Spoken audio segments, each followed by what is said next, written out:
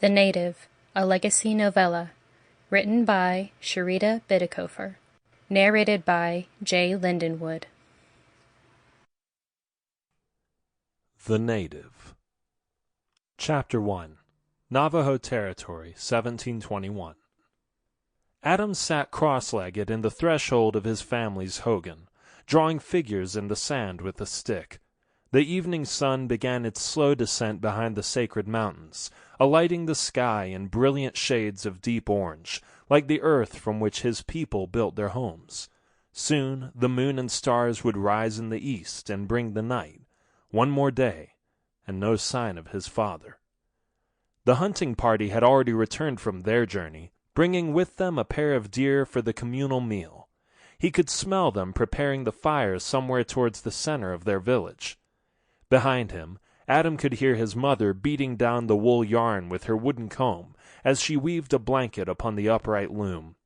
There wasn't much daylight left to weave by, but she had been sitting in their hogan all day working on this new project.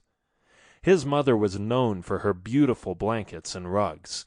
No one else in the village could replicate her intricate diamond designs, making every piece one of a kind and prized by others outside of their tribe.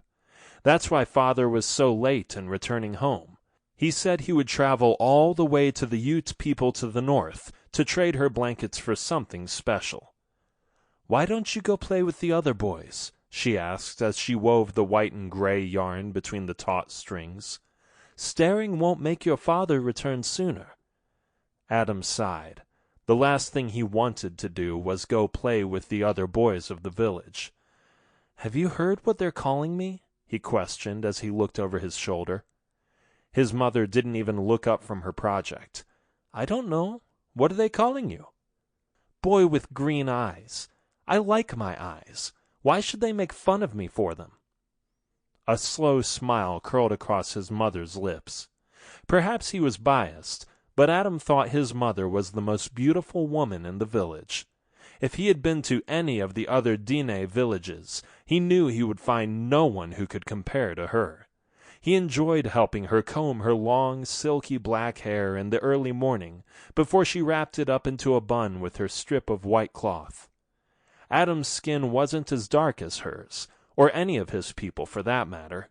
Even his hair wasn't black like theirs, but a dark brown. Everything about him was just slightly lighter than the others in the village, except his eyes.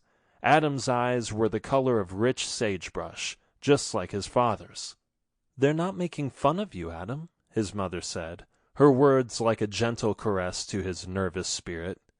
"The name your father gave you means nothing to them, so they look for something else to call you." Adam turned himself around, discarding the stick he had been using to draw pictures since earlier that afternoon. The dirt beneath him scraped against the rough hide of his deerskin pants. "Then why can't they call me something like Boy Who Runs Fast? Everyone knows I run fast." She only shrugged. "Maybe you should go now and suggest it." He rolled his eyes.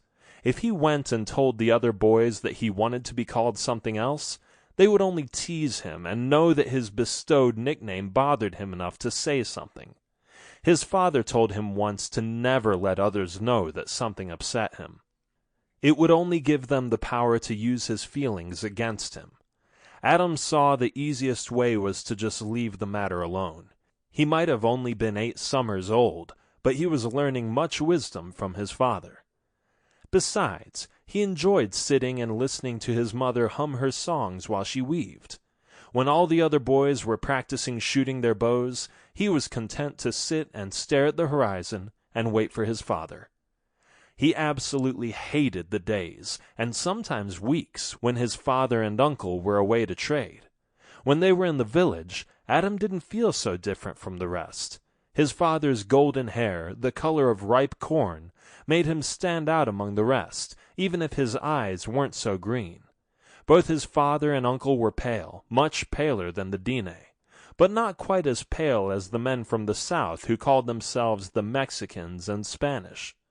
Adam always heard the elders whisper about how strange it was that his mother would find such a strange man attractive enough to marry.